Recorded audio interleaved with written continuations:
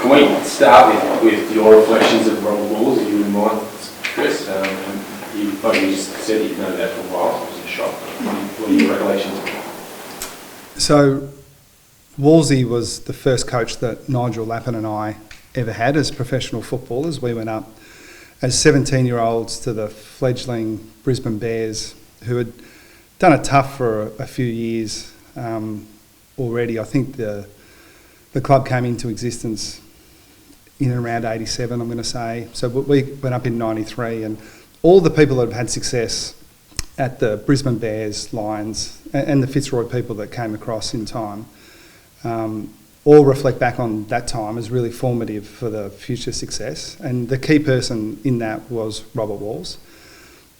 Sometimes when you reflect back on people in these sad moments, you think about all the good times. I tend to be a little bit different. I think about how hard that was. And especially now as a head coach, with all the support that I have, I can empathise for Wolsey. It was really, in a coaching sense, a one-man band in a town that wasn't really into AFL football. And I think for him in his last days and for his family, that they just must be so proud to reflect back on where football is now, particularly in the northern states. And he never really got to share in that ultimate success with Brisbane, but everyone looks back and think if it weren't for him, Brisbane wouldn't be in the situation that it is now. And on a personal level, and I speak for Nigel Lappin as well, we wouldn't be where we are without him. You know, I think about that with Lee Matthews all the time. If it weren't for him, I wouldn't be talking to you now. Now, that's not to say that Wolsey was all sunshine and long walks on the beach. He was a hard man. But, you know, as a 17-year-old sort of trying to find your way in the game, hard might have been what we needed. And I know Nigel definitely feels like that he was a better player for that kind of firm approach. We'd like to think we coached slightly differently to the way Wolsey did back then, but I'm sure if Wolsey were coaching today, he would have moved with the times as well. So, look, it's a sad day, but as much as possible, I hope that we all look back and think about how fortunate we were and are to have been in his orbit. On the game this week, you've got a ridiculously good record over at Adelaide Oval since about 2022. Is that something that you track, or is every game different to know what's happened in the last 3 years? I'd like to think that we always think about these things and end up in a pretty logical spot. I've said enough that I don't think that a very different team in a completely different circumstance 5 years ago has that much relevance on, you know, a game this week. But it's probably like GWS would say that, you know, that they don't feel uncomfortable playing here, and that's probably a good way to describe the way we feel about the Adelaide Oval. There's a few reasons for it, the sort of shape of the ground, that sort of thing that are logical. But yeah, I'd love to sit here and say we just nailed the ground every time we play, so we're going to be fine. But I think that's a bit simplistic. But yeah, I'm not. Hopefully, I didn't last week, and I won't this week either. It's not irrelevant, but I think there are quirks in various records, and I think it's good theatre and it's nice for the supporters. But in reality, like if it goes back to 22, I think of how different we are now and how different Port are as well. But the other things you know about going over there, and we certainly took this approach going to Gather Round as well. We felt it was a privilege to play the biggest game of Gather Round, you know, opening night against the Crows at the Adelaide Oval. You know the atmosphere is going to be electric. It's a world-class venue. Really, the kind of quietest game at the Adelaide Oval is still a pretty big occasion, so it's nice to get that chance. Selection, Chris, do you need to go through a few things between now and 20 past 6 tonight? Yeah, we do, and this is probably one of the rare times that you've been able to see our second last session of the week before selection. It's not our sort of normal process, so you would have seen Stuart out there and Stanley out there, Jack Henry, Lawson Humphreys, so that we're all sort of thinking through exactly how we go about that selection mix, because those guys have all performed well during the week. But it's not as simple as, are they available, and if so, they play. We've got to manage the integration of those guys, and they're all unique cases in themselves. So yeah, that's a long-winded way of saying we've got a little bit to work through, but pretty optimistic on all of them. Probably the other one, you keep going and then I'll come back to it. Sorry, I was going to say, it's the 5-day turnaround into factor it all. Yeah, it does factor into it. We're thinking about it, but we're not beholden to it. We don't think it's such an issue that requires huge intervention, but we've just got to be aware of it. And in a lot of ways for us, it depends on what we get.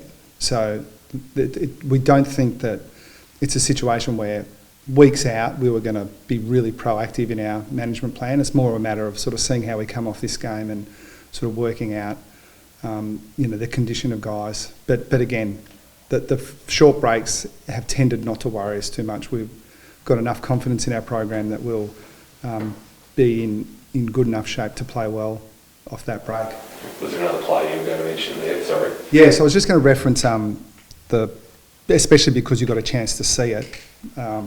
Cam Guthrie and Jack Martin have been training really well and will play a half probably, maybe at least a half in the VFL next week.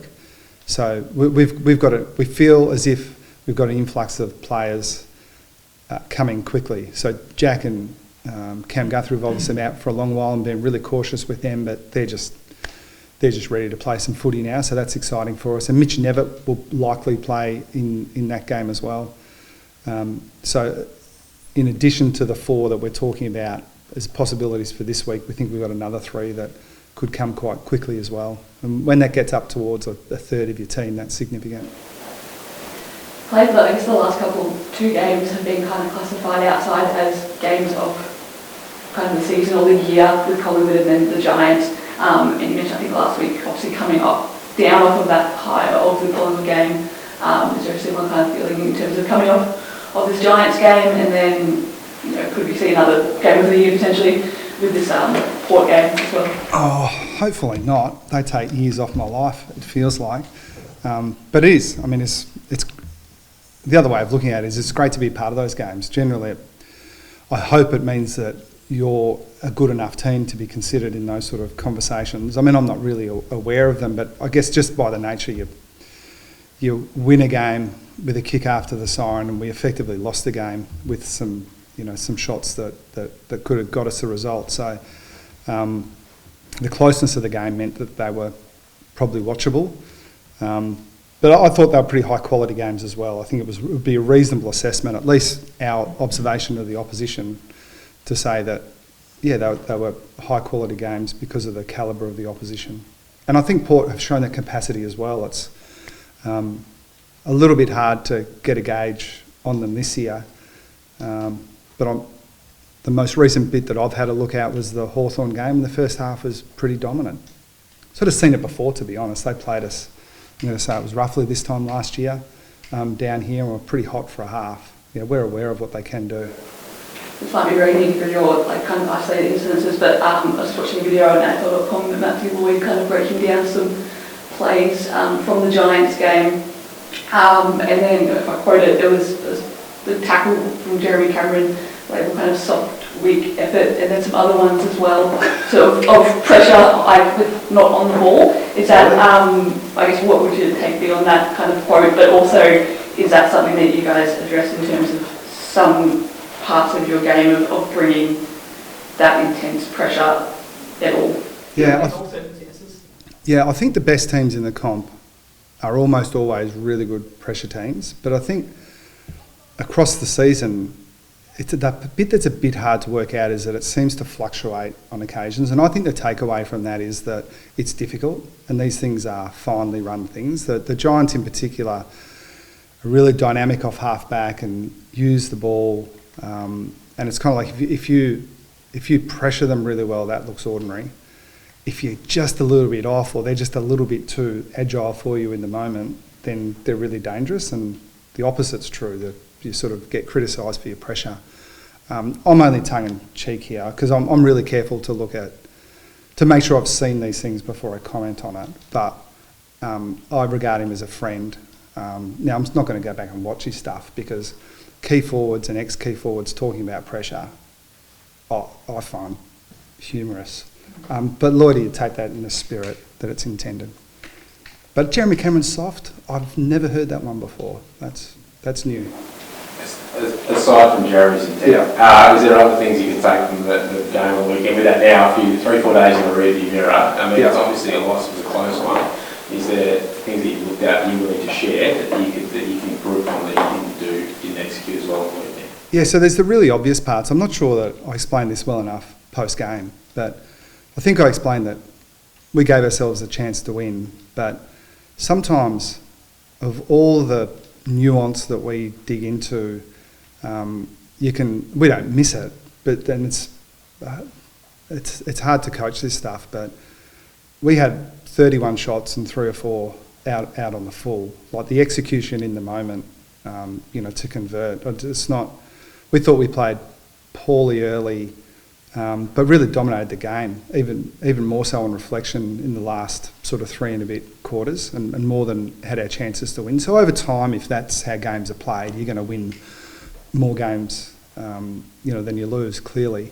But yeah, the part I'm a bit hesitant to sort of explain, but they scored too easily themselves in some situations where we thought that our system broke down, and that hasn't been a pattern for us over time, but it's irritating when you get beaten on the back of sort of system breakdown. So that's the part we've sort of concentrate on a little bit more, and it's really relevant to this week because there are some similarities between the way the Giants want to play and the way Port play, particularly when they have the game on their terms and they're playing well.